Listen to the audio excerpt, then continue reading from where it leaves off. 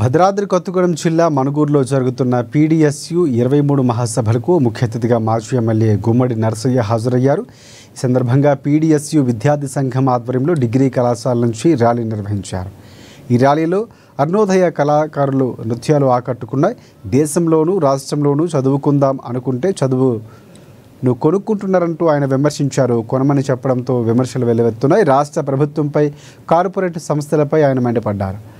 అసమానతలు లేని విద్యా విధానాన్ని రాష్ట్రంలో తీసుకురావాలని ఆకాంక్షించారు.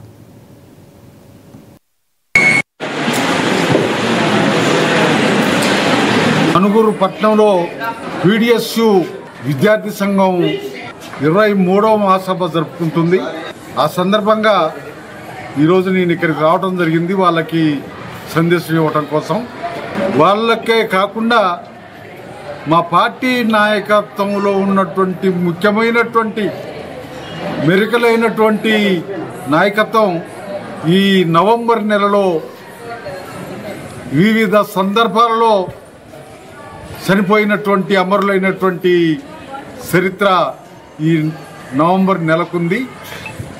ఈ నవంబర్ నెలలో 5 తారీఖు నాడు, నవంబర్ నెల 75 నవంబర్ 5 తారీఖు నాడు చీకడగండ్ల అడవుల్లో జంపాల చంద్రశేఖర్ ప్రసాద్, నీలం రామచంద్రయ్య, తనతో పాటు ఇంకొక ఇద్దరిని తీసుకొచ్చి కాల్చి చంపారు అప్పుడున్నటువంటి పాలకులు, ప్రభుత్వం.